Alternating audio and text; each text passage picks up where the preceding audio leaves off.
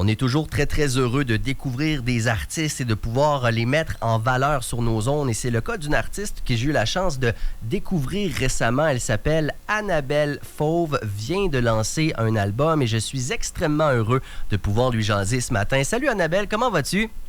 Allô Rémi, ça va bien? Je suis content qu'on puisse se parler. Bon, l'album Les Chants solaires qui est sorti récemment. Le lancement a eu lieu également dans les derniers jours.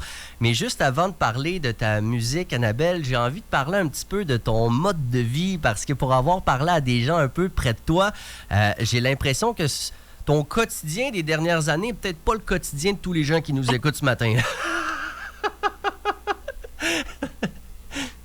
C'est très drôle parce que je me réveille avec un rêve dans lequel je disais à un ami, tu sais, moi, là, je suis pas vraiment une fille de maison. Fait que je me suis réveillée avec ça ce matin en me faisant la réflexion. Hey, c'est vrai que ça fait longtemps quand même que je me suis sentie dans une routine de maison. Mais en fait, la réalité, c'est que je me promène beaucoup. J'aime ça. J'aime visiter, j'aime voyager, oui. Mais au-delà de ça, c'est vraiment comme si le mode de vie nomade dans les dernières années m'avait permis de... Ça va être vraiment paradoxal, mais d'ancrer quelque chose dans ma pratique. C'est pas un choix totalement volontaire. C'est influencé par une multitude de facteurs. Là. On est en crise du logement, on se le cachera pas. Moi, je suis là-dedans aussi. Et il y a aussi que j'aime beaucoup vivre dehors. Fait que pour moi, il y a une grosse partie de l'année où j'ai pas envie d'être à l'intérieur. J'ai pas envie d'être dans une maison. J'ai envie d'être dans la forêt ou près du fleuve, dans les différentes régions où j'habite. Je fais pas nécessairement des voyages exotiques où je vais loin. C'est pas ça qui m'intéresse. Ce qui m'intéresse, c'est cette proximité-là avec mon environnement, avec la nature ou avec les gens chez qui je vais. Parce que, évidemment, ce mode de vie-là fait que je suis souvent chez les autres, chez des amis, chez des gens qui deviennent mes amis. Puis, toute cette proximité-là, ces liens-là qui se créent sont riches pour moi, sont importants pour moi. Ben, je trouve ça important que tu dises qu'on n'a pas besoin d'aller très, très loin pour voyager parce que souvent, les gens rêvent de contrées lointaines alors que le Québec, c'est immense. Il y a beaucoup, beaucoup de choses à voir. Est-ce que tu as fait des découvertes aussi fascinantes tout près que dans des pays à l'autre bout du monde? Oui, le Canada est immense. Aussi. Ouais, vraiment. Ben, écoute, pour moi, il y a quelque chose dans... puis je trouve que c'est très méditatif comme vision, mais je trouve que quand on prend vraiment le temps d'être avec les choses, on capte à quel point elles sont immenses. Et moi, je fais du canot camping, je fais du cyclotourisme, je me retrouve dans des situations où je peux être plusieurs heures à avoir le temps de contempler un paysage qui défile. Ce paysage-là, il me touche parce que je suis vraiment là avec lui.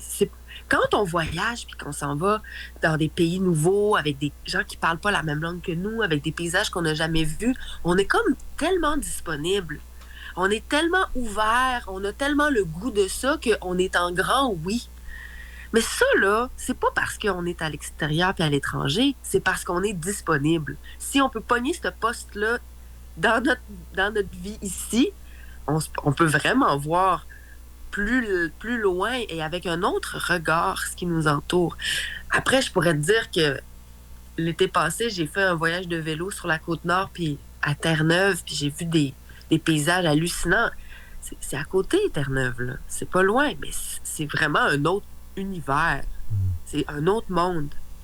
Et tu as aussi été dans des endroits comme l'Albanie et d'autres histoires comme ça. Et quelqu'un me racontait qu'on peut pas faire un voyage sans qu'il arrive toujours une petite péripétie. Quelqu'un me disait que c'était même égaré dans le bois. Puis là, quelqu'un est arrivé. Puis il t'arrive des histoires un peu spéciales des fois, j'ai l'impression. Mais oui!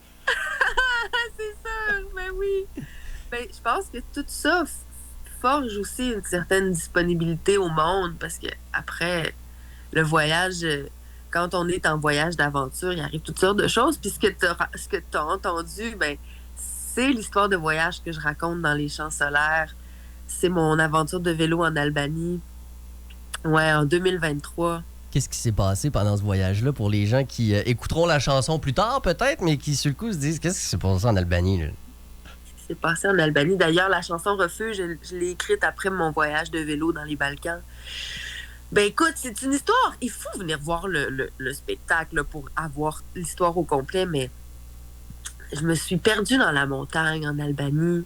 Puis j'ai fait la rencontre d'une guide, d'une femme qui était à ce moment-là porteuse du message que je devais recevoir, qui était justement ce que je disais en début d'entrevue.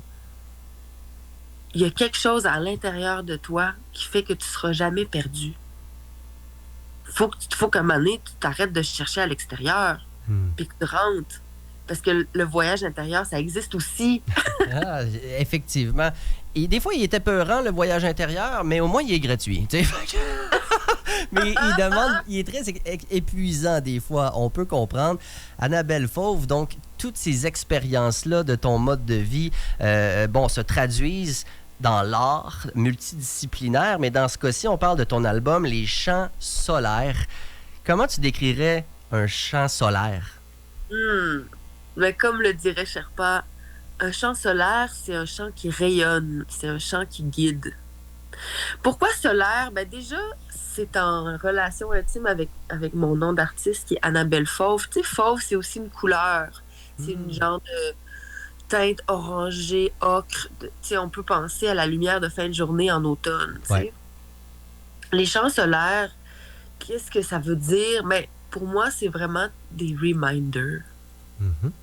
C'est des chants dont j'ai envie de me rappeler parce que ils sont reliés intimement avec cette quête-là profonde de liberté, de présence, d'être ici maintenant dans la vie qu'on m'a donnée, tu sais. Fait que je trouve que c'est vraiment des chants qui sont importants pour moi et je sens que ça devient juste pour certaines personnes aussi, d'après les retours que j'ai, que c'est des chants qui apaisent ou qui énergisent, en tout cas qui sont connectés à l'essentiel. Et je vois aussi que sur cet album-là, Annabelle Fauve, album Les Champs solaires, il y a 3 langues qui sont utilisées. Y a-t-il une réflexion particulière et est-ce que la langue utilisée sur telle pièce a vraiment justement sa raison d'être et apporte une dimension? Ben absolument, parce que moi, je compose en 3 langues. Fait que si je suis dans un contexte où je parle beaucoup français, je vais composer en français. Si je suis dans un contexte anglophone, comme il arrive souvent en voyage, je vais composer en anglais. Si je suis dans un contexte espagnol, parce que je voyage aussi dans les pays hispanophones beaucoup, j'écris en espagnol. Quand j'ai composé mes pianos sur l'album, j'arrivais de 3 mois à Barcelone. C'est sûr que mon esprit était en espagnol. Oui, je comprends. Ouais. Fait que très influencé par les voyages dans ces pièces-là. L'album Les Champs solaires qui donc est disponible. Le lancement a eu lieu dans les derniers jours à un endroit qui porte aussi un peu ton nom. Je me rappelle pas du nom, parce que je l'ai pas, mais il y a Fauve dans le nom de l'endroit. C'est la Charpente des Fauves. C'est cool. Super lieu multidisciplinaire qui soutient l'émergence artistique avec des espaces dédiés à toutes sortes de choses, labos, théâtre, impression, les bureaux de plein d'artistes, de compagnies qui sont là. C'est l'ancienne Maison Jaune, hein, la Charpente des Fauves. Fait que ça continue d'être un super pivot là, pour les arts à Québec. Comment ça s'est passé, ce lancement-là? Ah, c'était beau! Ouais. J'ai senti qu'on était mûrs, là, comme des pommes d'automne. Vraiment, avec les copains, on était 4 musiciens. On a fait l'album, assez près de l'album qu'on a fait.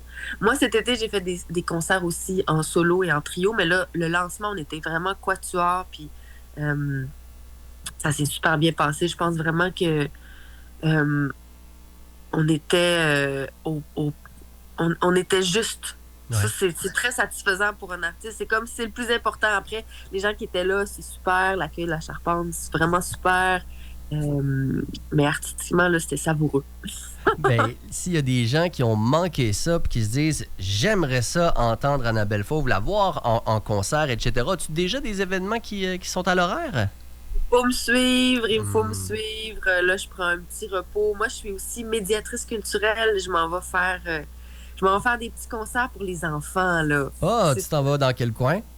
Je m'en vais dans le coin de Rivière-du-Loup pour faire ça avec le Centre d'art de Kamouraska. Fait que malheureusement, ce ne sera pas possible de venir me voir dans les classes. Non, on comprend.